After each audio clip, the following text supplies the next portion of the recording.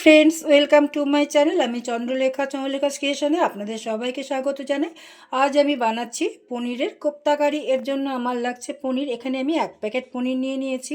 আমি 2টো আলু সেদ্ধ করে নিয়েছি। এখানে আমি দুধ নিয়ে নিয়েছি, জল নিয়ে নিয়েছি। এখানে আমি আলমন্ড বাদাম বা কাজু বাদাম নিয়ে নিয়েছি, সামান্য একটু চিনি নিয়ে নিয়েছি। এখানে আমি সাদা তেল নিয়ে নিয়েছি, সাদা তেলেই আমি পুরো রান্নাটা করব। তিল নিয়ে নিয়েছি, সাদা তিল নিয়ে নিয়েছি। এখানে আমি কাজু বাদাম নিয়ে নিয়েছি, গোলমরিচ গুঁড়ো নিয়ে নিয়েছি, লবণ নিয়ে নিয়েছি, হলুদ নিয়ে নিয়েছি। এখানে আমি ঘি নিয়ে নিয়েছি। আমি টমেটো কেটে নিয়েছি, আদা থেতো করে নিয়েছি। এখানে আমি কাশ্মীরি লঙ্কার গুঁড়ো নিয়ে নিয়েছি, ধনে গুঁড়ো নিয়ে নিয়েছি। এখানে আমি কাঁচা লঙ্কা কুচি করে নিয়েছি। এখানে আমি লবঙ্গ, দারচিনি, এলাচ আর একটুখানি জয়িত্রী নিয়ে নিয়েছি, বেসন নিয়ে নিয়েছি। এখানে আমি কিশমিশ নিয়ে নিয়েছি আর আমি কসুরি মেথি নিয়ে নিয়েছি। আমি প্রথমেই যেটা করব, আমি গ্যাসে প্যানটা বসিয়ে দিলাম। এবারে আমি এতে জল দিয়ে দিচ্ছি। আমি পনিরটা সামান্য একটু ভাপিয়ে নিচ্ছি। আমি সেদ্ধ করা আলুটাকে খুব ভালো করে একটু চটকে নিচ্ছি, একটাও যেন গোটা না থাকে।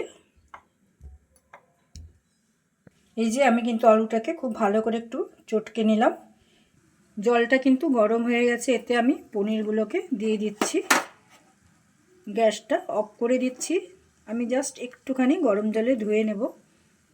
এবারে আমি পনিরটাকে উঠিয়ে নিচ্ছি। এবারে আমি যেটা করব, আমি গ্রেটার দিয়ে পনিরটাকে একটু গ্রেট করে নিচ্ছি। এই যে পনিরটাকে আমি গ্রেট করে নিলাম। এবারে আমি যেটা করব, আমি গ্যাসে প্যানটা বসিয়ে দিলাম, একটুখানি গরম করে নিচ্ছি। আমি আঁচটা কমিয়ে দিচ্ছি। এতে আমি জয়িত্রী, দারচিনি, লবঙ্গ, এলাচটা দিয়ে একটুখানি ফ্রাই করে নিচ্ছি 1 মিনিট মতো। আমার কিন্তু ভাজাটা হয়ে গেল, সুন্দর একটা গন্ধ বেরোচ্ছে। এবারে আমি নামিয়ে ঠান্ডা করে গুঁড়ো করে নিয়ে আসছি। লবঙ্গ, এলাচ, দারচিনি আর জয়িত্রীটা আমি একটু গুঁড়ো করে নিলাম। এবারে আমি যেটা করব, আমি গ্রেট করা আলু আর পনিরের মধ্যে কিছুটা বেসন দিয়ে দিচ্ছি। আমি কিশমিশটা দিয়ে দিচ্ছি। আমি পরিমাণ মতো একটু লবণ দিয়ে দিচ্ছি, সামান্য একটু চিনি দিয়ে দিচ্ছি, কিছুটা কাঁচা লঙ্কা কুচি দিয়ে দিচ্ছি, কাশ্মীরি লঙ্কার গুঁড়ো দিয়ে দিচ্ছি, সামান্য একটু হলুদ দিচ্ছি। এবারে আমি ধনে গুঁড়ো দিয়ে দিচ্ছি, একটু গোলমরিচ গুঁড়ো দিয়ে দিচ্ছি আর সামান্য একটু গরম মশলা দিয়ে দিচ্ছি। এবারে আমি হাত দিয়ে খুব ভালো করে একটু চটকে মেখে নেব। এই যে আমি মেখে নিলাম। এবারে আমি 5-10 মিনিট একটু রেখে দিচ্ছি এইভাবেই। ততক্ষণে আমি একটা মশলা তৈরি করে নিচ্ছি। আমি পনিরটাকে একটু ঢেকে রাখছি। আমার প্যানটা কিন্তু গরম হয়ে গেছে। আমি এখানে এবারে সাদা তেল দিয়ে দিচ্ছি, সামান্য, খুব বেশি দেব না। তেলটা একটু গরম করে নিচ্ছি। আমি কসুরি মেথিটাকে একটু জল দিয়ে ভিজিয়ে রাখছি।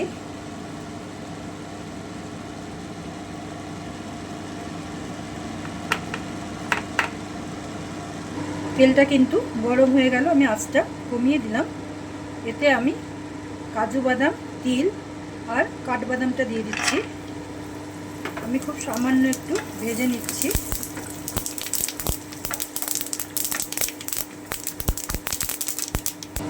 এবারে আমি টমেটোটা দিয়ে দিচ্ছি আর থেতো করা আদাটা দিয়ে দিচ্ছি।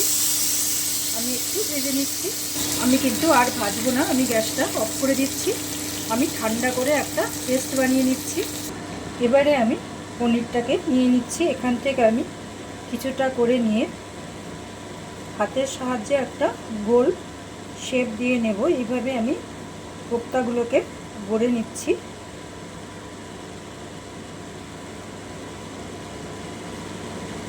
এইভাবে আমার ভিডিও দেখবেন, ভালো লাগলে অবশ্যই লাইক, কমেন্ট, শেয়ার করবেন, চ্যানেলটাকে সাবস্ক্রাইব করবেন, পাশে থাকবেন।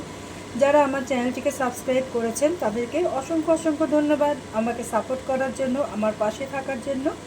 আর যারা আমার চ্যানেলটিকে এখনও সাবস্ক্রাইব করেননি, প্লিজ প্লিজ প্লিজ তারা আমার চ্যানেলটিকে সাবস্ক্রাইব করুন, পাশে থাকুন। একটা লাইক, কমেন্ট, শেয়ার আমার জন্য খুবই জরুরি। আমি তাহলে নতুন নতুন রেসিপি নিয়ে আসতে অনুপ্রাণিত হব। এইভাবে আমি সবগুলো বড়কে গড়ে নিচ্ছি।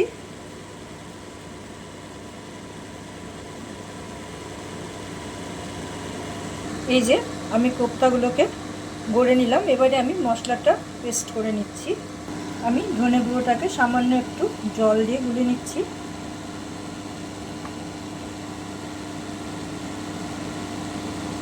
ব্যাস, এইভাবে আমি দেখিয়ে দিচ্ছি। আমি এই কাজু বাদাম, আমন্ড বাদাম, এতে আমি সামান্য একটু দুধ দিয়ে দিচ্ছি। আমি একটা স্মুথ পেস্ট বানিয়ে নিয়ে আসছি। এই যে আমি একটা স্মুথ মশলা পেস্ট করে নিলাম। এবারে আমি যেটা করব, আমি প্যানটা বসিয়ে দিলাম গ্যাসে। এতে আমি তেলটা দিয়ে দিচ্ছি। তেলটা একটু গরম করে নিচ্ছি। তেলটা কিন্তু গরম হয়ে গেল। এবারে আমি বলগুলোকে দিয়ে দিচ্ছি। আমি বেশ একটু হালকা ব্রাউন করে ভেজে নেব।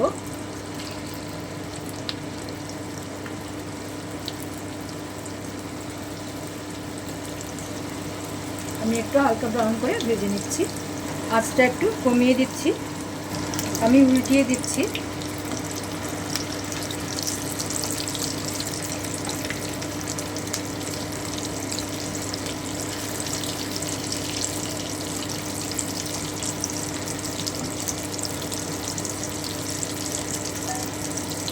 এবারে আমি বলগুলোকে উঠিয়ে নিচ্ছি।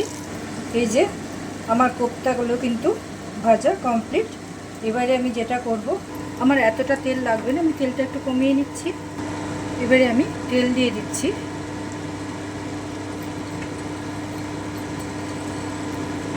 তেলটা একটু নেড়ে নিচ্ছি। এবারে আমি কাজু বাদামের পেস্টটা দিয়ে দিচ্ছি। আমি একটু নেড়ে নিচ্ছি। আমি কিন্তু আঁচটা কমিয়ে দিয়েছি। এবারে আমি ধনে গুঁড়োটা দিয়ে দিচ্ছি, যেটা আমি জলে ভিজিয়ে রেখেছিলাম। আমি গোলমরিচ গুঁড়োটা দিয়ে দিচ্ছি। সামান্য একটু হলুদ দিয়ে দিচ্ছি। কাশ্মীরি লঙ্কার গুঁড়ো দিয়ে দিচ্ছি। যেহেতু আমি তিলটাকে ভেজে দিয়েছি, তার জন্য কিন্তু খুব সুন্দর একটা গন্ধ বেরোচ্ছে। এবার আমি পরিমাণ মতো একটু লবণ দিয়ে দিচ্ছি। লবণটা একটু কমই দেব, আপনারা আপনাদের স্বাদ অনুযায়ী দেবেন, কারণ কোপ্তাতেও কিন্তু লবণটা দেওয়া আছে। আমি কাঁচা লঙ্কা কুচিটা দিয়ে দিচ্ছি। আমি একটু নেড়ে নিচ্ছি। এবারে আমি গরম মশলা গুঁড়োটা কিছুটা দিয়ে দিচ্ছি। আমি জলে যে কসুরি মেথিটা ভিজিয়ে রেখেছিলাম সেটা দিয়ে দিচ্ছি। এবার ভালো করে একটু নেড়ে নিচ্ছি। এবারে আমি মশলার বাটি ধুয়ে যে জলটা রেখেছিলাম সেটা দিয়ে দিচ্ছি। এবারে কিন্তু খুব ভালো করে একটু কষিয়ে নেব। এটা কিন্তু লুচি, পরোটা, নান, ভাত সব কিছুর সাথেই যাবে।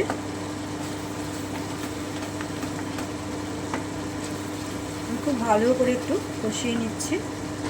এবারে আমি সামান্য একটু চিনি দিয়ে দিচ্ছি। যেহেতু এটা কোপ্তা, তার জন্য এতে একটু চিনিটা দিতে হবে। যারা সবজিতে চিনি খান না তারা দেবেন না।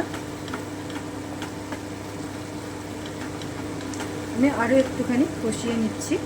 আমার কিন্তু মশলাটা কষানো হয়ে গেছে। এই যে মশলা থেকে কিন্তু তেলটা আলাদা হয়ে যাচ্ছে। এবারে আমি দুধটা দিয়ে দিচ্ছি।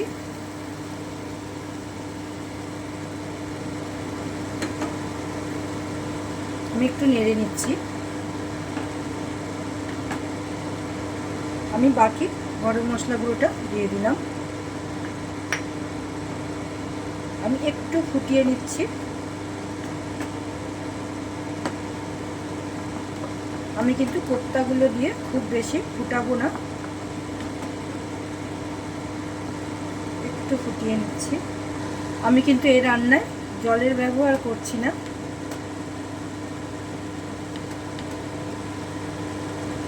ভালো করে 5 মিনিট একটু ফুটিয়ে নিচ্ছি।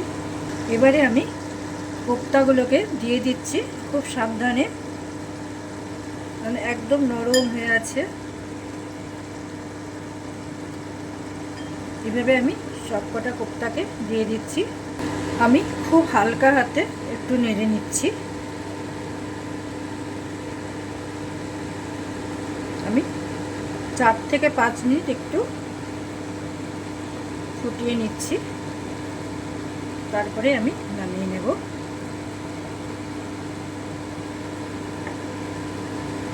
এই যে তৈরি আমার পনির কোপ্তা কারি। এবার আমি উপর থেকে একটু ঘি ছড়িয়ে দিচ্ছি। আমি গ্যাসটা অফ করে দিচ্ছি। আমি ঢেকে রাখছি 2 মিনিট। এই যে তৈরি আমার মালাই পনির কোপ্তা কারি। অবশ্যই একবার এভাবে ট্রাই করে দেখবেন, আশা রাখি ভালো লাগবে। আমি একটা আপনাদের কেটে দেখিয়ে দিচ্ছি কতটা সফট হয়েছে। এই যে জাস্ট মুখে দিলেই কিন্তু গলে যাবে। Thank you for watching my video. সবাই খুব ভালো থাকবেন, সুস্থ থাকবেন, সাবধানে থাকবেন। আবার দেখা হচ্ছে পরের কোনো নতুন ভিডিও নিয়ে। ততক্ষণ সবাই খুব ভালো থাকবেন। টাটা।